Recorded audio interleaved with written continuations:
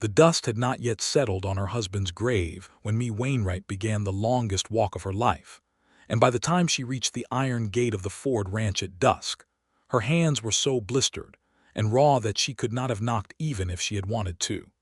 She had not wanted to beg. That was the thing Mae told herself over and over again, as the dry Texas wind scraped across the open plain and the last orange slice of sun melted behind the flat horizon. She had not come to this place out of weakness. She had come because there was nowhere else left to go, because she had buried a man who owed more money than she had ever seen in her life, and because her 7-year-old daughter, Clara, was sitting inside a borrowed wagon 2 miles back with a thin blanket and an empty stomach, waiting for her mother to do something, anything, that might save them both.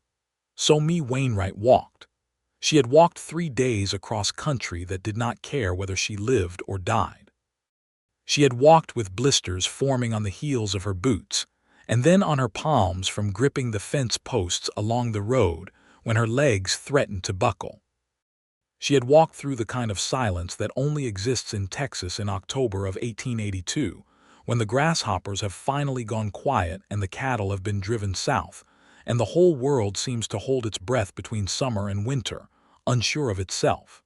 She reached the gate of the Ford ranch just as the last light left the sky. It was a good gate. Heavy, dark iron, set between 2 cedar posts that had been sunk deep and straight.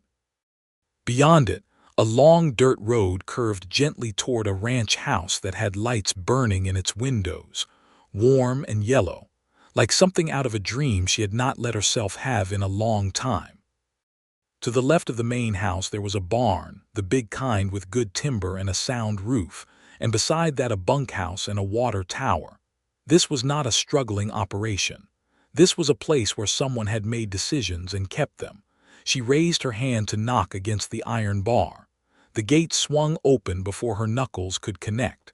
Mae Wainwright stepped back, startled enough to lose her breath. Frank Ford stood on the other side of it. He was not what she expected, though she was not sure what she had expected. She had heard the name once, from a man at the general store in Haskell who had pointed west and said that if she was looking for honest work, the Ford ranch sometimes needed help, that Ford himself was square with his workers, that he did not cheat and did not drink mean. She had carried that small piece of information like a coin in her pocket for 3 days. Frank Ford was perhaps 32 or 33 years old, tall in the way that men who have worked outdoors their whole lives are tall, not just in height, but in the way they take up space. He had dark hair that needed a cut and a jaw that was covered in the kind of stubble that suggested he had not shaved in 4 or 5 days rather than that he was trying to grow a beard. His eyes were light gray, almost silver in the failing light, and they were looking at her with an expression that she could not immediately read. Not suspicion, not pity, something more careful than either. He wore a plain work shirt with the sleeves rolled to the elbow and canvas trousers and boots that had seen several years of serious use. There was no gun on his hip, which she noticed because almost every man she had encountered in the past 3 days had been wearing one. "I saw you coming up the road," he said. His voice was low and even. "I figured you might need the gate opened." Mae could not speak for a moment. She had prepared words. She had rehearsed them during 3 days of walking, revised them, stripped them down to their essential meaning. But standing in front of him with her blistered hands and her road-filthy dress and her pride bent nearly to the ground, she found that the words had left her entirely. "I am Mae Wainwright," she said finally. "My husband was Robert Wainwright. He passed 6 days ago. I have a daughter. Her name is Clara. She is 7 years old and she is in a wagon 2 miles south on the main road." She paused. "Was told you might have work." Frank Ford looked at her for a long moment. He looked at her hands, which she had not thought to hide, and something moved across his face that was not quite pain but was related to it. "Come inside," he said. "We will get you fed and then we will talk." "My daughter," Mae said. "One of my hands will bring the wagon up," he said. "Right now, is she safe where she is?" "She is scared," Mae said honestly. "But she is not in danger." He nodded and turned toward the bunkhouse.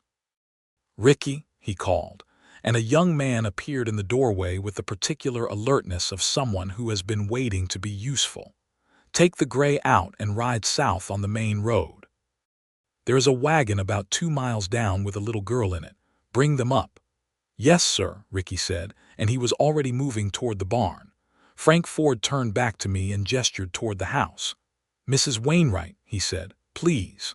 She walked through the gate that he had already opened for her, and the iron swung shut behind them both with a soft, solid sound, like a door closing on one chapter of her life and opening onto another that she could not yet read.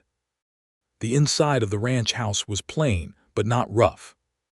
There was a main room with a stone fireplace that held a good fire against the October chill, a long wooden table with 6 chairs, a cast iron stove in the kitchen corner, shelves with canned goods and flour, and a row of books that surprised her. There were no curtains on the windows, but the floors had been swept, and there was nothing about the place that suggested it was being kept carelessly.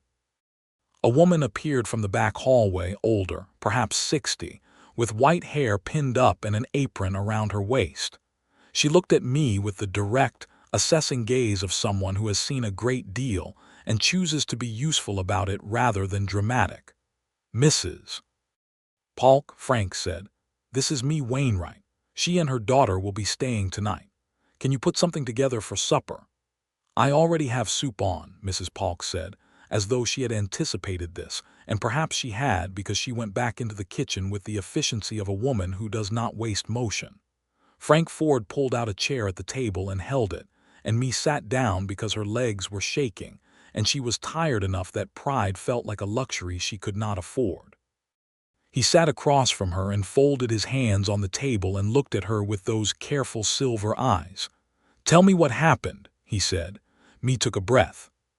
She had not told the full story to anyone yet. There had been no one to tell it to. Robert Wainwright had been a good man in the ways that matter least and a careless man in the ways that matter most. He had loved me in his fashion, and he had loved Clara fiercely and completely, and he had also borrowed money from 3 different men in Haskell to fund a cattle operation that fell apart in August when the herd he had purchased turned out to be diseased and had to be put down. He had borrowed against the land, against the house, against everything. He had died of a fever in late September, which the doctor said had nothing to do with the cattle, but which Mae privately believed was his body's response to a shame too large to survive. He died owing $460, and the men he owed it to had been at the funeral, watching with flat eyes, waiting. She had packed what she could carry in the wagon. She had taken Clara and the horse and the few things that were hers before the marriage, her mother's quilt, a small photograph, a good knife, and she had left before anyone could come and tell her officially that there was nothing left. "I need work," she said when she finished. "I can cook, I can sew. I can keep accounts, I have a head for figures, I'm not asking for charity, I want to earn a wage." Frank Ford listened to all of it without interrupting. When she finished, he was quiet for a moment. "How are your hands?" he asked. The question startled her. "They will heal," she said. "Mrs. Polk will have a look at them after supper," he said. Not a question, not a request. A statement the way a man speaks when he has already decided something is going to happen. "I do have need of someone who can keep accounts. My foreman, Gus, is a fine cattleman, but he cannot add a column of numbers to save his life, and I have been doing the books myself at night, which means I am not sleeping enough and I am making errors." He paused. "The work would be here at the house. You would have the use of the back bedroom, you and your daughter both. The wage is $12 a month, which I will tell you now is what I pay my junior hands because I believe in paying fairly, and I would rather you think I am generous than you discover later that I was not." Mae stared at him. She had expected to negotiate for something much smaller. "That is a fair offer," she said carefully. "It is the right offer," he said. "There is a difference." Before she could respond, the door opened and Ricky came in, and beside him, wrapped in her thin blanket, with tangled brown hair and enormous dark eyes and dirt on her nose, was Clara Wainwright. Mae was on her feet before she thought about it. Clara crossed the room at a speed that did not suggest a child who had been sitting in a wagon for 2 miles at night, and she hit her mother somewhere around the midsection and held on with both arms, and me held her back, and for a moment the room was very quiet. When Clara pulled back and looked up with those serious dark eyes, she looked at Frank Ford across the room and said, without preamble, "Are you the man who is going to help us?" Frank Ford looked at the 7-year-old with an expression that me had not yet learned to read, but which, she would realize much later, meant that something in him had shifted without his permission. "I am going to try," he said. Clara considered this.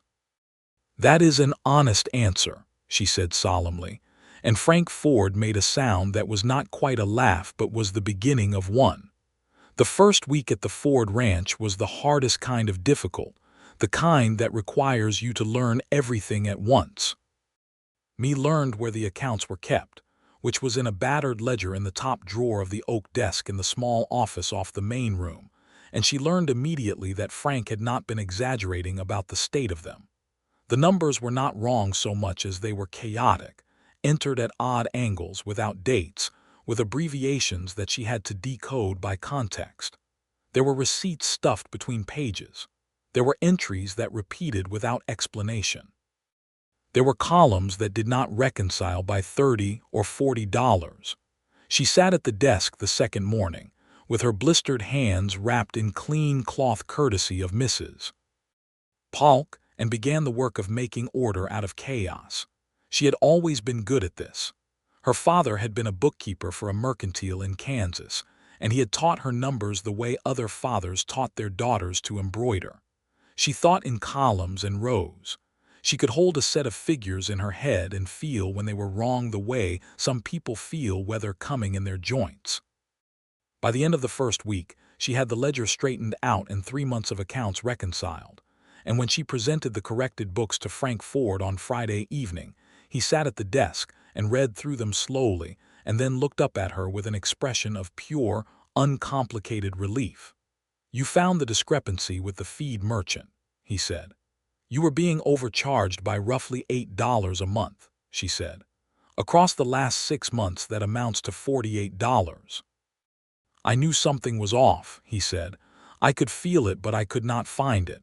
"The merchant was entering the weight incorrectly," she said. "Charging for £110 when the delivery receipts show 100. Frank Ford leaned back in his chair and looked at her with those gray eyes, and me was suddenly aware that the room was small and the lamp was burning low and she had flour on her dress from helping Mrs. Polk with supper. "Mrs. Wainwright," he said, "you are going to be very good for this ranch." She felt heat rise in her face, which annoyed her, and she stood up straighter to compensate. "I expect to earn my wage," she said. "You have already earned next month's," he said simply, and went back to reading. Clara, in the way of children who have survived difficulty, adapted to the Ford Ranch with a speed that alternately relieved and worried me. Within 3 days, she had appointed herself assistant to Mrs. Polk in the kitchen, a role she took so seriously that Mrs. Polk had already begun teaching her to make biscuits. Within a week, she had discovered that Frank kept 3 working dogs in the barn, and that the youngest of them, a red heeler barely past puppyhood named Scout, was willing to follow her absolutely anywhere, which Clara found deeply satisfying. It was through Clara and the dog that me had her first real conversation with Frank that was not about accounts. She found him one afternoon at the fence line that bordered the north pasture, doing the kind of repair work that a man does himself when he wants to think, stretching wire and hammering staples with steady, methodical swings.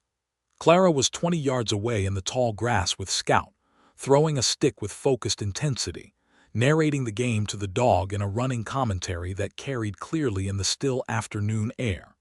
Me had brought water in a tin pail, which was a reasonable excuse. Frank Ford straightened when she approached and took the ladle she offered and drank without theatrics, and they stood for a moment watching Clara throw the stick. "She is a serious child," Frank said. "Has always been that way," me said, even before she paused. "Robert used to say she was born 40 years old." Frank looked at her sideways. Was he a good father, It was a direct question, the kind she was learning he asked without apparent awareness that they might make people uncomfortable. He was an excellent father, Mae said honestly. He was not an excellent husband, but he was an excellent father. Those are different things. Frank was quiet for a moment. Yes, he said. They are. Were you married? Mae asked, surprising herself. He did not seem surprised by the question. No, he said. I came close once. Her name was Eleanor. She decided that a cattle ranch in West Texas was not something she could want for the rest of her life, and she went back to San Antonio. He said it without bitterness, the way you talk about weather that was hard at the time and is now simply part of the landscape. She was right to go. I would not have made her happy. Why not? He considered this. Because I love this land, he said finally, and she needed to be loved first, and I did not know how to do that. Mae was quiet for a moment. Clara had gotten the stick back from Scout and was throwing it again, high and arching, and Scout was gone through the grass in an orange streak of pure joy. You do not seem like a man who does not know how to take care of things, Mae said. Taking care of things and loving people are not the same thing, Frank said. I know how to manage. I'm still learning the other part. The conversation ended there because Clara fell down in the grass and came up laughing, which was a sound Mae had not heard from her daughter in 6 weeks, and which hit her somewhere in the chest with such force that she had to look away and compose herself. When she looked back, Frank Ford was watching her with an expression she still could not name, and she turned and walked back toward the house before it could become something she had to think about.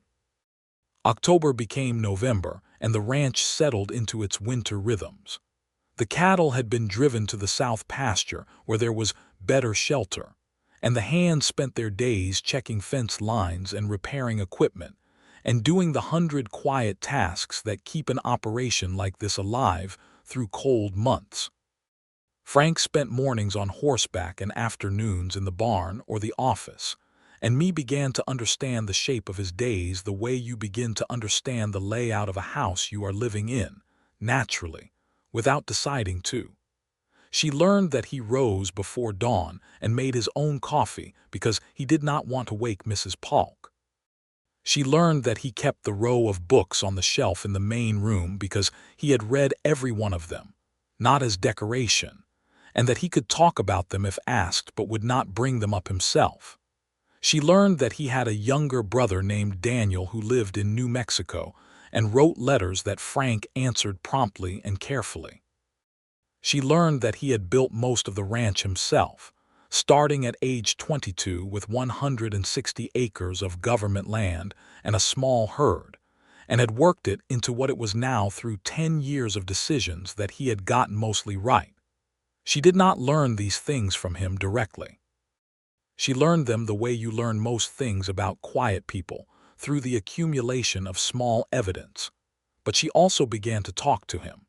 In the evenings, after Clara was asleep in the back bedroom, Frank and Mae would sometimes sit in the main room by the fire, and the conversation would begin about the accounts, as it had reason to, and then move somewhere else.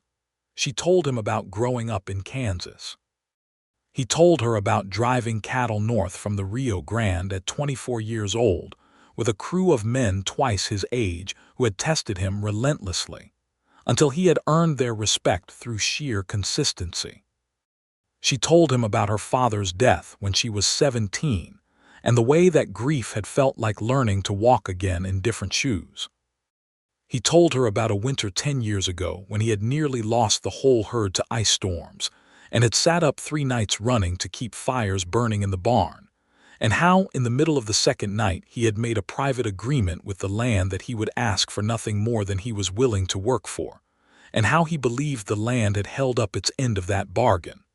She laughed at that, and he smiled, and the room was warm around them. The trouble arrived on a Tuesday in mid-November, which is the way trouble prefers to arrive, on ordinary days when you have not prepared for it. A man named Virgil Crane rode up to the gate in the middle of the afternoon with 2 other men behind him, and asked to speak to Mae Wainwright. Mae heard her name from the window of the office and felt her stomach go cold. She had known Virgil Crane would eventually find her. He was one of the three men Robert had borrowed money from, the one who had been the most persistent at the funeral, the one who had looked at her with that particular calculating look that men use when they are already sorting through your losses to see what they might claim. Frank was in the yard when the men arrived, and Mae watched from the window as he spoke to Crane before she could get outside. She could not hear the words, but she could read the shape of the conversation. Crane leaning forward in his saddle with that confidence that comes from having money and being used to it working. Frank standing with his hands at his sides and his feet planted. By the time Mae got through the front door, Frank was already speaking. "Mrs. Wainwright's affairs are her own," he was saying. His voice was even and quiet, which she already knew was not the same thing as being calm. "Whatever your business with her, it can wait until she chooses to receive you, which is her right." "She owes money," Crane said. He had a thin face and expensive clothes, the combination of which Mae had always found unpleasant. "Her husband borrowed $400 from me, signed and documented, and that debt does not die with him." "I know the law regarding debt and widows," Frank said, "and I expect you do too, which means you know that she is not legally compelled to receive you on my property without her consent." Crane's eyes slid to Mae as she came down the porch steps. "Mrs. Wainwright," he said, in a voice that tried to be pleasant and did not quite make it, "I am not your enemy. I simply want what was agreed upon." Mae stopped beside Frank. She did not stand behind him. She stood beside him, which she made a deliberate choice about. "Mr. Crane," she said, "I am aware of the debt. I am also aware that I have nothing with which to pay it at this time. The property has already been surrendered." "The property covers about half," Crane said. "Then the other half will have to wait," Mae said. "I am employed. I am saving wages. I will pay what is owed in time." Crane looked at her and then at Frank and then back at her. "There are other arrangements that might suit," he said, and the way he said it made the meaning plain and ugly. Frank Ford took one step forward, just one. He did not raise his voice or his hands. "I think you had better ride on," he said. "And I think you had better not come back here making implications of that kind." Crane looked at him for a long moment, measuring something. Then he pulled his horse around. "I will be back when I have the law with me," he said. "Come back whenever you like," Frank said. "With whoever you like, the answer will be the same." The three men rode away down the long drive, and Mae stood in the November wind and breathed. "You should not have done that," she said, though her voice was not steady. "That is my problem, not yours." "You are on my property and under my roof," Frank said, "and a man who talks to a woman that way forfeits my patience." He looked at her. "How much of the debt remains?" "About $200, she said. "Perhaps 230. "I can advance you that against your wages," he said immediately. Mae turned to look at him. "No," she said, "it would keep Crane off your back." "It would put me in debt to you instead," she said, "and I will not do that. I will not trade one obligation for another." She paused, and her voice softened slightly because she knew she sounded angrier than she meant to. "It is a kind offer. I do not mean to seem ungrateful, but I need to pay this debt myself. I need to do that." Frank looked at her for a long moment with those gray eyes. "I understand," he said, and she believed that he did, which was unusual enough in her experience of men that it made her chest hurt. "I can earn it in a few months," she said. "Will he give me that time?" "I will make sure he does," Frank said, and the way he said it made her believe that too. He wrote to the county judge that same evening. A letter Mae helped him compose, which formally placed Crane on notice that any harassment of Mae Wainwright on Ford property would be considered trespass and handled accordingly, and which also requested that the judge inform Crane in writing that Mae was making good faith efforts to repay the remaining debt. The judge, it turned out, had no great fondness for Crane, and the letter arrived in Crane's hands within 10 days, which was long enough after the visit that Crane had time to think better of his approach. He did not come back. December arrived, and with it a cold that settled over the plain like a judgment. The hands spent more time inside, and the bunkhouse at night was full of card games and storytelling, and the particular restlessness of men kept from their work by weather. Mrs. Polk made stew 3 nights running and did not apologize for it, and nobody complained because it was good stew. Clara had taken to spending part of each afternoon at the kitchen table doing her letters, because Mae had started teaching her formally, using the books from Frank's shelf and a slate board that she had found in the storeroom. Frank had come home from Haskell one afternoon in early December with a reader and a primer packed in his saddlebag, bought from the general store without mentioning he was going to do it, and had set them on the kitchen table without comment, and Mae had looked at him across the room and could not find words for what she felt and so said simply, "Thank you." "A child ought to read," he said, as though this were the obvious and entire explanation, and went to hang up his coat. It was Mrs. Polk who said it first, which surprised me only in that she had not expected the older woman to be direct about it. Mae was in the kitchen helping wash the supper dishes on a December evening with the wind pressing hard against the windows, and Mrs. Polk was drying a bowl and looking at the middle distance with the expression of someone composing a sentence. "He has not laughed this much in 2 years," Mrs. Polk said. Mae looked at her. "Mr. Ford," Mrs. Polk said, as though there could be any question, "since you came, he laughs more. He eats his supper instead of leaving half of it. He is home in the evenings instead of riding the fence line in the dark the way he does when he is running from something in his own head." She put the bowl on the shelf. "I've been with him 6 years and I know what he looks like when things are right and when they are not." Mae was quiet for a moment. "He is a good man," she said carefully. "He is an excellent man," Mrs. Polk said, "which is not the same as a lucky one. He has been doing fine and being lonely for a long time, and he does not know how to say so because he is not made of words." "Mrs. Polk," Mae said. "I am old," Mrs. Polk said cheerfully, "and I have earned the right to say true things plainly." She took another bowl. "I am not asking you to do anything. I am telling you what I see." Mae went to bed that night and lay in the dark with Clara's warm weight beside her and the wind making its long note against the house, and thought about gray eyes, and a gate opened before she could knock, and the way a man can make you feel safe without making you feel small, which she had not known until now was possible. The snow came 3 days before Christmas and stayed, which was unusual enough in that part of Texas that the hands talked about it with the intensity people give to events that feel like signs. Frank took me and Clara out on the sleigh he had adapted from an old wagon, with runners salvaged from a broken-down rig he had bought at auction, and Clara rode with her arms out and her face up and her eyes closed in an expression of pure bliss, and Mae sat beside Frank on the bench with the cold air hitting her face and the horses moving in their easy trot across the white plain. She was aware of him beside her. She had been aware of him for some time now in the particular way that means the awareness has stopped being casual. "This is beautiful country," she said, because she needed to say something. "Yes," he said. "I did not think I would feel that about Texas. I thought I would be too angry at it." He looked at her. "Angry? This is where my husband died," she said. "This is where everything I thought I had turned out to be nothing. I thought I would hate it." She looked at the white plain with the winter sky above it, vast and pale blue, "but I do not. The land is not responsible for what men do on it," Frank said. "No," she said. "I suppose not." A pause. "I think I am starting to see that this is where I want to be." She had not meant to say that last part. It came out of her before she had examined it. Frank did not answer immediately.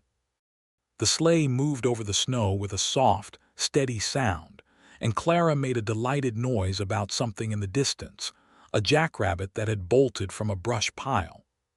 "I hope so," Frank said finally, and his voice was careful in the way of someone who means considerably more than 2 words but is not yet ready to say it. On Christmas Eve, Mrs. Polk went to visit her sister in Haskell, which she did every year, and 2 of the hands rode out to spend the holiday with family, and the bunkhouse was quieter than usual. Frank had told me weeks ago that Christmas on the ranch was a plain affair and she should not expect much, which she had appreciated for its honesty. She had made Clara a cloth doll with yarn hair and button eyes, sewing it in secret over 2 weeks during Clara's afternoon lessons, and she had baked a fruitcake that had been soaking in a small amount of brandy for 10 days, which was a recipe from her mother. What she had not planned for was Frank Ford setting a wrapped package on the kitchen table on Christmas morning while Clara was still asleep, looking slightly awkward, which was the first time she had seen him look awkward, and saying, "This is for both of you." Mae opened it. It was a music box, small and carved from pale wood, with a key on the bottom and a little painted scene on the lid. When she wound it and lifted the lid, it played a melody she recognized distantly, something from her childhood, and the sound of it in the plain kitchen on Christmas morning was so unexpected and so tender that her throat closed entirely.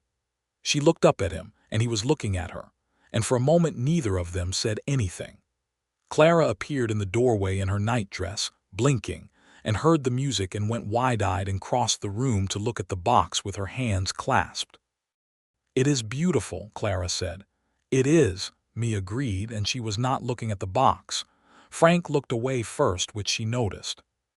They spent Christmas Day in a way that felt, by the end of it, like something Mae had to take care not to name too soon. Frank made eggs badly, and Mae remade them without comment while he stood back and watched, and tried not to look like someone being corrected. Clara organized them both into playing a game with a set of wooden checkers she had found in the storeroom, and she beat Frank twice and Mae once, and was diplomatic enough about it that Frank laughed genuinely, and said he had been beaten by someone half his height before but not by so wide a margin. They read in the afternoon, all three of them, Frank with one of his books and Mae with a magazine she had been saving and Clara with her reader, and the fire burned, and the snow outside the window was untouched and blue-shadowed in the late light. In the evening, after Clara was in bed, Mae sat across from Frank at the table with the remains of the fruitcake between them and the music box sitting open and playing its quiet song, because Clara had wound it a dozen times during the day and it still had momentum. "Frank," Mae said, because she had started calling him Frank sometime in the past few weeks and had not made a decision to do so. It had simply happened. He looked at her. "Why did you open the gate?" she asked. He knew what she meant. She watched him understand it. "I saw you coming up the road," he said, "the way you were walking, like a person who has decided something and is going to do it regardless." He paused. "And your hands, I could see from that distance that your hands were hurt." "That is why you opened it," she said, "because my hands were hurt." "No," he said slowly. "That is when I decided not to wait." He was quiet for a moment. "I have lived alone on this land for a long time, Mae. I know everything about this place. I know where the water runs and where the grass is thin and what the sky looks like before a storm and what time the light changes in every season." He looked at the music box. "And I know when something is coming that is going to change things. I felt it when I saw you." Mae was quiet. "That probably sounds like something a man says," he said. "No," she said softly. "It sounds like something a true thing sounds like." He looked at her across the table and she looked back at him, and the music box played its small, winding song between them, and the fire shifted in the grate with a sound like a breath. "I do not want you to feel that I am pressing you," he said. "You have had a hard year and you have your daughter to think of, and you owe me nothing beyond the terms of your employment." "I know that," she said, "but I would be dishonest," he said carefully, like a man picking his way across uncertain ground, "if I let you believe that I am thinking of you only as someone who keeps my accounts." "I would be dishonest too," Mae said, "if I let you believe I had not noticed." The silence between them was the kind that is full rather than empty. "I do not know how to be quick about things," Frank said. "I am not a quick man." "I am not asking for quick," Mae said. "I have had quick. My husband decided in 3 weeks. Quick is not what I want." "Good," Frank said. And then, after a pause that she would remember for the rest of her life, "Because I think I have been making my way toward you for a long time without knowing what I was looking for, and now that I have found it I would like to do it carefully." Mae Wainwright looked at Frank Ford across the Christmas table and felt something in her chest that had been clenched since September finally and completely release. She reached across the table and put her hand over his, her healed palm against the back of his work-roughened hand, and the music box turned its last few revolutions and fell quiet, and the room was warm. January on the plains of West Texas was a season of repair and patience, and me found that she was good at both. She had mended enough things in her life that the skill had become something like instinct, and there was something about the January work of the ranch, mending harness and tack, patching the fence line where the snow weight had brought down posts, restocking and organizing the supply shed, that suited the part of her that thought in terms of things that need setting right. She and Frank moved toward each other in the slow way that careful people do, which is to say that the closeness grew in increments small enough that each one felt natural. He began meeting her in the office in the evenings with 2 cups of coffee instead of 1. She began telling him things at supper that she might previously have kept to herself, a memory of her father, an opinion about the county politics she had been reading about in the week-old newspaper, a thought she had about the south pasture fence that she thought might save labor in the spring. He listened to all of it with the focused attention that she was coming to understand was one of the things she loved best about him, because Robert had been a man who listened to the first sentence of a thing and formed his response before you had finished speaking, and Frank Ford listened until you were done and then sat with it before he answered. On a Tuesday evening in late January, after Clara was in bed and Mrs. Polk had gone to her room and the house was quiet and warm, Frank sat across from me in the main room and said, without particular preamble, "I would like to kiss you, if that is something you would allow." Me looked at him for a moment. "You are asking," she said. "I am asking," he said. She stood up from her chair and crossed the room and sat down beside him on the settee, which was not the answer he had asked for but which was a better one, and he turned toward her and they were very close in the lamplight, and she could see the particular silver gray of his eyes and the places where the cold and the sun had left their marks on his face, all the evidence of a life lived outdoors, and she thought that she had never seen a face she trusted more completely. He kissed her gently and carefully the way he did everything, and she kissed him back, and it was not dramatic in the way that stories sometimes make these things. It was simply the closing of a distance that should not have been there. When they pulled apart, she put her forehead against his shoulder and breathed, and his hand came up and rested at the back of her neck, warm and steady. "Okay," Clara said from the hallway. Both of them looked up. Clara stood in her nightdress with her arms crossed and the expression of someone who has been waiting for the adults in her life to figure something out that she has known for some time. "I was getting water," Clara said. "How long have you been standing there?" Me said. "Long enough," Clara said, with the satisfaction of a 7-year-old who has been proven right, and went back to bed. Frank made a sound against Me's hair that was very definitely a laugh this time, full and genuine, and Me started laughing too, and the house held the sound of it like something it had been waiting to hold. February brought the first real test of the year, which arrived in the form of a difficult calving season. A cold snap came back hard in the first week of the month, and 4 cows went into labor simultaneously in temperatures that were dangerous for newborns, and the whole ranch ran for 48 hours straight, with Hands taking shifts in the barn and Frank himself spending most of 2 nights on his feet. Me did not stand aside and watch. She had grown up around livestock in Kansas, and she knew enough to be useful, which she made plain by simply showing up in the barn on the second night with a lantern and rolling up her sleeves and doing what needed doing, which included holding a calf's head while it figured out how to breathe and keeping a fire burning in the corner stove, and making sure the exhausted Hands had coffee and food at regular intervals. Frank looked at her across the barn at 3 in the morning with straw in her hair and lamplight on her face, and she looked back at him, and there was an understanding that passed between them in that moment that was more complete than any conversation they had had. They lost 1 calf but saved the other 3, which Gus, the foreman, pronounced a good outcome given the conditions. Gus was a broad, steady man in his late 40s who had been with the ranch for 5 years and who had, Me had noticed, been watching her since she arrived with the evaluating eye of someone who cares about the operation, and is deciding whether the new element is going to help or hurt it. At some point in the past weeks, without ceremony, the verdict had apparently come in. He began including her in conversations about the ranch's operation that had previously happened over her head, and he asked her opinion once about the feed budget with a directness that told her he actually wanted the answer. "You have Gus's approval," Frank told her one morning with a slight smile. "I know," Mae said. "He told me to my face, which I found refreshing." "He said you were sensible," Frank said, which from Gus is the highest possible praise. Spring came in March with the particular violence of the plains, all wind and sudden warmth, and the grass going green so fast you could almost watch it. Clara spent more time outdoors and less time at the kitchen table, which Mae allowed because a child needs to run more than she needs to read in March.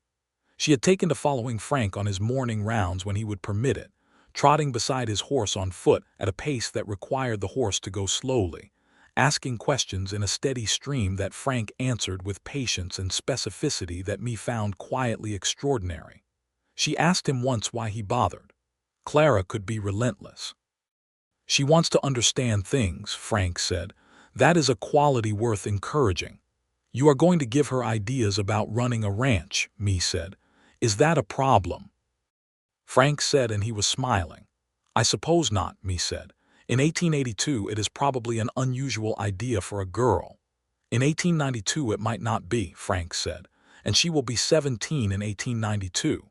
Mae looked at him because that was the kind of thing a man says when he is thinking about a future that includes the people standing next to him. He did not look away. Crane came back in April, as Mae had known he would, though not with the law as he had threatened. He came alone this time on a different horse, and he looked thinner than he had in November, and when Mae met him at the gate, which she did herself because she wanted to, he had the slightly defeated air of someone who has reassessed their position. "I would like to settle this matter," he said. "I have spoken to the judge." "I know," Mae said. "I have the letter." "I am willing to accept $180 as full settlement," he said. Mae had been saving every dollar of her 12-month wage. She had spent almost nothing because her board was included and Clara's needs were simple. She had $163 saved. She had borrowed nothing. "I can give you $160 today," she said, "and the remaining 20 within 2 months." Crane looked at her for a long moment. "160 today and 20 by June," he said. "Correct." "Fine," he said. He did not look pleased, but he looked resolved, which was all she needed. She went and got the money from the tin she kept in the wardrobe, counted it out on the front porch, and got a signed receipt in return. She had prepared the paper herself and had it witnessed by Gus, who signed his name with the slow care of a man who does not write often, but does it right when he does. When Crane rode away, Mae stood on the porch and held the receipt in both hands, and her hands were no longer blistered. They were strong and capable, slightly rough from cold weather and work, and perfectly steady. Frank came and stood beside her. "Done?" he asked. "Done," she said. He put his hand over hers on the receipt briefly, and then they went inside together. It was May when Frank Ford asked Mae Wainwright to marry him. He did it in the evening, after supper, in the office where they had spent so many evenings over the accounts, because that was the room where they had first really talked, and he knew that she would understand the choice of it. He had not planned elaborate language, and he did not use any. He said that he had known since the night of Christmas that he wanted to spend the rest of his life in the same house as her, that he believed he could make her happy if she would allow him to try, and that Clara was the finest 7-year-old he had ever encountered, and if Mae would give him the chance he would be the best father he knew how to be for her, which he was aware was a separate question from the first one, but which he wanted to put on the table. Mae Wainwright stood in the office with the lamp burning, and the May evening warm outside the window, and looked at Frank Ford, who was not looking at her with the bright, hopeful, performing look of a man who is sure of his answer and waiting for congratulation. He was looking at her with the steady, honest look of a man who means exactly what he has said and will hold to it, and who understands that she has the right to say no and would not love her less if she did. "Yes," Mae said. "To all of it. Yes." He crossed the room and put both hands on her face, carefully, and kissed her forehead, and then her mouth, and then held her with his face against her hair. And they stood like that in the office that had begun as her workplace and had become something else entirely, while the evening outside turned from gold to blue, and the cattle in the south pasture made their slow sounds, and the whole long day came quietly down. They were married in June, in the small church in Haskell, on a Saturday when the whole county seemed to have decided to be present for reasons only partly explained by the fact that Frank Ford was a known and respected man in the district, and that people like to witness good things when they occur. The church was full. Gus stood up with Frank. Mrs. Polk sat in the front pew with her hands folded and her chin up, and an expression of complete vindication. Clara wore a new dress that Mae had sewn in secret over 2 weeks, and carried a small bunch of wildflowers she had gathered herself from the east pasture, and she stood at the altar beside her mother with such dignity and gravity that several people in the congregation wiped their eyes. Mae wore her best dress, which was green, and she had her dark hair pinned up in a way that Mrs. Polk had helped her with that morning, and she walked down the aisle of that small Texas church and met Frank Ford at the end of it, and they said the words to each other that make a marriage, in front of everyone. The Reverend asked Frank to repeat after him, to have and to hold, and Frank repeated it in his low, even voice without looking at the Reverend at all, looking only at me. And when he said the words they sounded like something he had already decided long ago and was only now finding the formal language for. The summer of 1882 was, by the measure of that part of Texas, a mild one, and the ranch prospered accordingly. The cattle did well, and the market price was reasonable, and Frank made a deal for an additional 40 acres on the east side of the property that he had been trying to acquire for 3 years. Mae took over the accounts fully, and she also began handling the ranch's correspondence with the merchants in Haskell and Abilene, which freed Frank and Gus from a task neither of them was suited to, and which she dispatched with an efficiency that improved 3 separate trade relationships within 2 months. Clara began her 2nd year of formal lessons in September, and Mae wrote to the district about the possibility of a schoolteacher coming out to the area the following year, which was something several of the neighboring families had been trying to organize for some time. She threw herself into the organizing of it with the same systematic energy she brought to the accounts, and by October she had signed commitments from 8 families and a tentative agreement from a teacher in Abilene, named Miss Hanson, who was willing to come west if suitable accommodation could be arranged. She was also, by October, 4 months along with a child.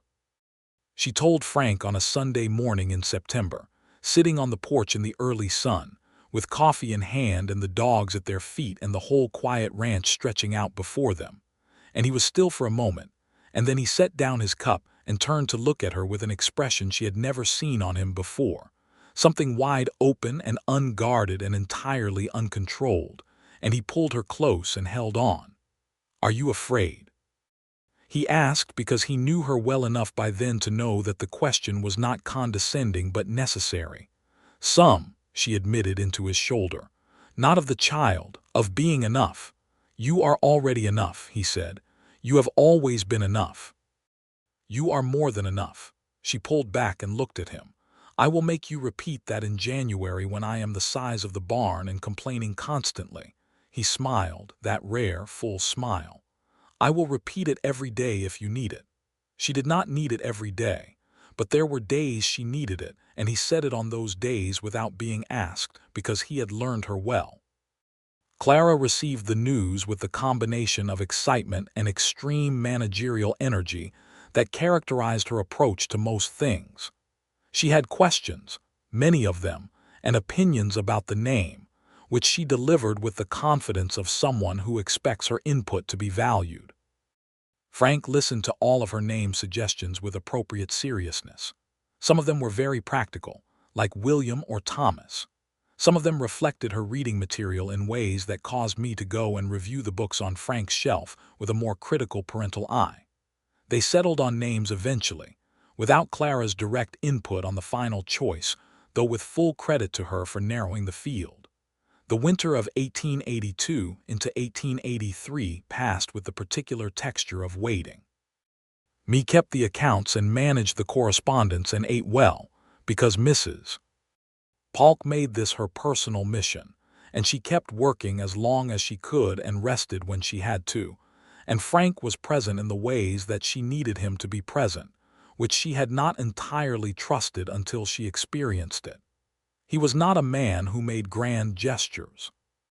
He was a man who made sure there was warm water for washing in the morning, and who came home when he said he would, and who sat with her in the evenings with his hand resting on the curve of her belly, feeling for the movement that had started in November and had become, by January, something emphatic and decided. "He is going to be a forceful person," Me said one January evening. "She," Frank said. "No," Me said with certainty she could not explain. "We will see," Frank said, and he was smiling, and he was right that they would see, and Me was right about what they would see. Benjamin James Ford was born in February of 1883, on a cold and clear Tuesday morning, which his mother would later say should have told them something about his character, because he arrived efficiently and without unnecessary drama, and looked around the room with a focused, evaluating expression that was unmistakably his father's. Frank Ford stood by the bed in the room where Me lay with the baby against her chest, and could not speak for a full minute.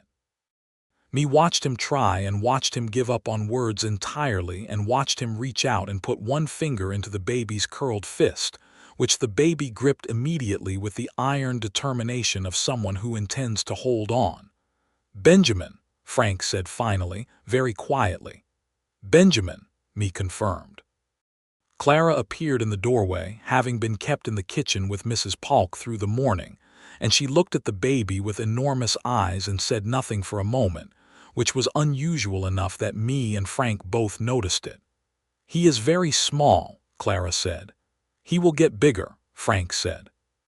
Clara crossed the room carefully and stood at the bedside and looked at Benjamin James Ford with an expression that Me recognized, because she had worn it herself that first morning after arriving at the ranch, that expression of someone who has seen something they did not expect and are recalculating everything accordingly.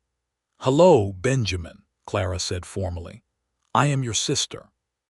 I have already picked out 3 books that I think you should read as soon as you are able, and I will be teaching you checkers by the time you are 4. Me laughed, which woke the baby, who looked startled and then settled, and Frank put his arm around Me's shoulders, and Mrs.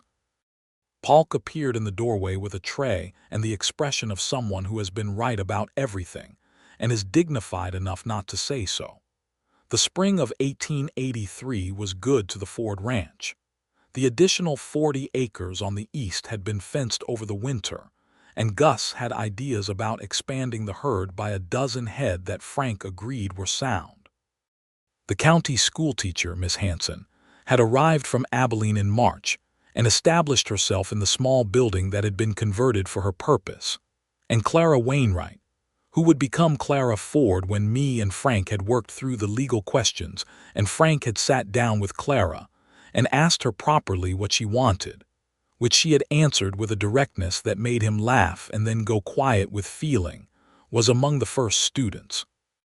The school question had been on Me's mind since before Benjamin was born, not just for Clara's sake, but because she had looked around the district and seen what happened to children in isolated communities without education, particularly girls, and she had decided that if she was going to put her energy into something beyond the ranch, it was going to be this.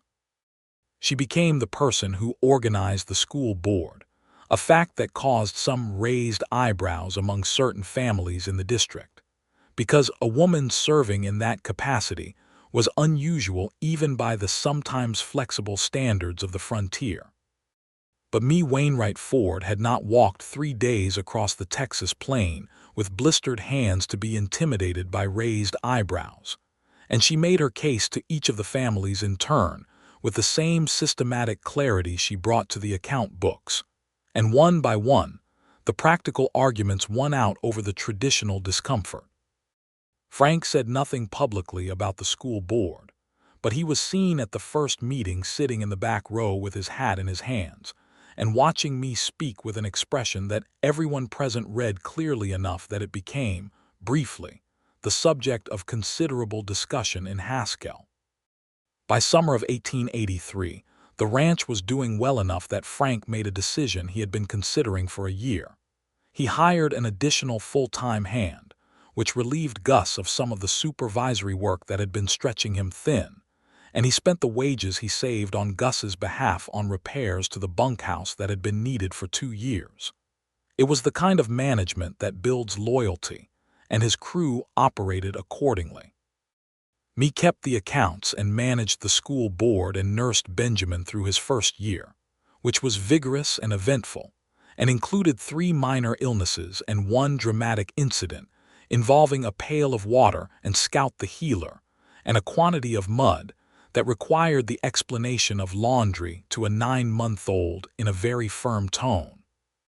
Benjamin was uniformly unmoved by firm tones, which his mother said he had gotten from his father, and his father said he had gotten from his mother, and Clara settled the dispute by observing that they were both the same on this point, so there was no way to know. In the fall of 1883, Me finished paying the school board's first full operational year from funds she had helped the board raise through a combination of family fees and a county contribution she had lobbied for with 6 weeks of correspondence. When the final number balanced, she sat at the office desk and looked at it for a long time. Frank came in and saw her expression and stopped. "What is it?" "I am thinking about where I was a year ago," she said. He came and sat at the edge of the desk and waited. "I arrived at your gate with blistered hands and nothing," she said. "I could not have knocked, and you opened it before I could try." She looked at him. "I think about that every time I think the world is arranged against people who are struggling, because it is mostly, and then sometimes it is not." "You did not need the gate open," he said. "You would have knocked." "I would have knocked," she agreed. "But you opened it first, and that is not a small thing. That is the thing that made everything else possible." Frank looked at her with those gray eyes, which she knew now like she knew the shape of the land around their home, completely and in all weathers. "You made everything possible," he said. "I opened a gate." She stood up and kissed him, which she had been doing for over a year now, and which still made the world go slightly quiet around it. And he put his arms around her and held her in the office with the afternoon light coming through the window and the sounds of the ranch coming in from outside. Gus calling something to the hands, Clara's voice somewhere near the barn, Benjamin making the particular determined sounds he made when he had got hold of something and was considering what to do with it. 2 years after Mae Wainwright arrived at Frank Ford's gate with blistered hands and nothing but a daughter and a need for honest work.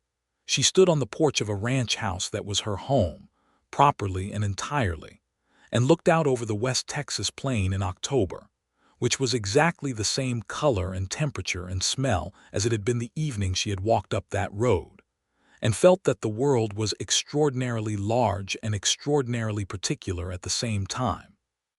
Large in all its possibility and particular in the precise and irreplaceable fact of this land, this man, this child at her hip, and this daughter running across the yard.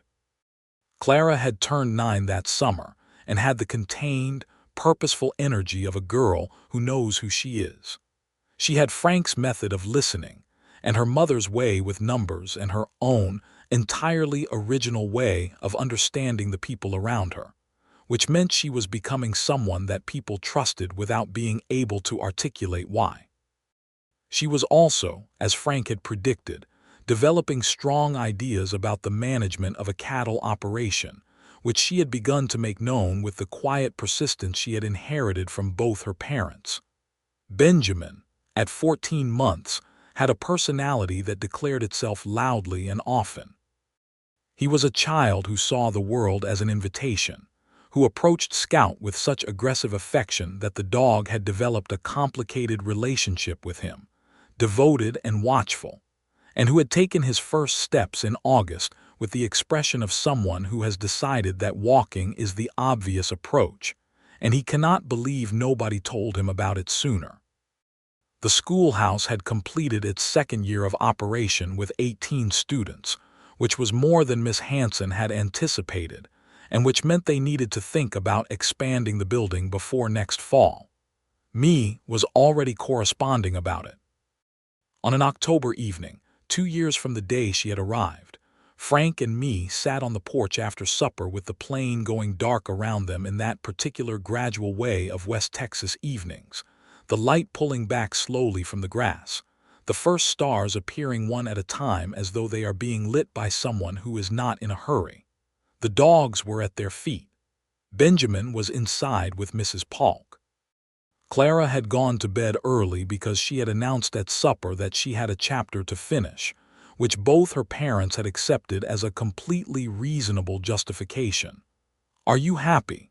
Frank asked. It was the question he asked her sometimes, not frequently, but at intervals, with the genuine and specific interest of someone who needs to know the answer and trusts her to give it honestly. Mae considered it, as she always did, actually considered it rather than answering reflexively. "Yes," she said, "I am happy in the way that is not easy or simple. I am happy in the way that knows what unhappy feels like and is grateful for the difference." She looked at him. "Does that make sense?" "It makes complete sense," he said. She leaned into him and he put his arm around her, and they sat in the dark that was not frightening, the comfortable dark of a place that is known and safe, and listened to the ranch settle into night around them. "Frank," she said after a while, "me. I think Benjamin is going to need a sibling." He was quiet for a moment, and then she could feel rather than see his smile. "How many siblings are you thinking?" "I was thinking one more would be reasonable," she said. "I think that is reasonable," he said. "And then we will see. And then we will see," he agreed. She laughed quietly, and he pulled her closer, and the night air came down cool and clean off the plain, carrying with it the smell of grass and cattle and the particular mineral smell of West Texas earth, the smell of a place that had become, by the most fundamental definition, home. She thought about the walk. She thought about the 3 days of road and the blisters and the dry October wind, and the moment she had raised her hand to the cold iron of the gate and found it swinging open before her. She thought about gray eyes and a low, even voice saying, "Come inside," and the first time Clara had called Frank by his given name, and the music box on Christmas morning, and the night in the barn when they had breathed together over a struggling calf and understood something about each other that words had not yet gotten around to saying. She thought about Crane, and about paying that last $20 in June with the exact, precise satisfaction of a debt fully and permanently cleared. She thought about the school board and Miss Hanson's classroom, and the sound of children learning to read in a building that had not existed 2 years ago. She thought about the ledger and the $8 discrepancy, and the moment Frank had looked up from the corrected accounts, and the relief in his face that she had put there. She thought about what it is to be made new by the correct circumstances, not changed into something else, but revealed into yourself more completely, more honestly, with more of your actual capacity available to you than you had known you had. She had arrived at this gate with nothing but her daughter and her need, and the stubborn insistence of a woman who has decided that she is going to do something regardless of whether it is easy.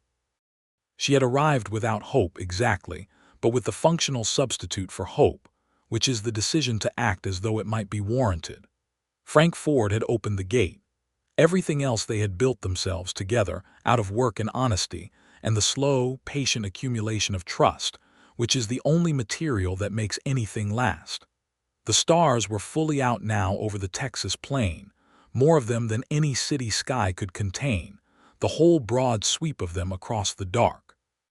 The kind of sky that makes you aware of scale, of how large the universe is and how specific your own particular life within it. Mae Wainwright Ford sat under that sky in the arms of the man she had found at the end of the longest walk of her life, on land that was hers as much as it was anyone's, in a life that was not simple or without its difficulties, but that was deeply, genuinely, and completely her own. The gate had been opened. She had walked through it. And everything after that had been the work of two people who had decided, separately and then together, that the life they were building was worth every piece of labor and attention and care they could bring to it, which was considerable, because they were both that kind of people. The fire in the stove would need banking before they went to bed. The morning would come early, as it always did, with its demands and its tasks and its particular beauty. Benjamin would wake before sunrise, as he always did, with the declarative enthusiasm of a 14-month-old who has opinions about the day. Clara would emerge at a civilized hour with her book and her questions. Gus would have a report on the east pasture fence. Mrs. Polk would make coffee before anyone else was up. The accounts were balanced. The debt was paid. The school was running. The cattle were well. The ranch was sound. And me and Frank sat together in the dark and listened to the plane breathe and were, by every measure that matters, exactly where they were supposed to be. She turned her face up and kissed him, and he kissed her back, and the stars above West Texas burned on in their enormous, indifferent, beautiful abundance, and the night was very good,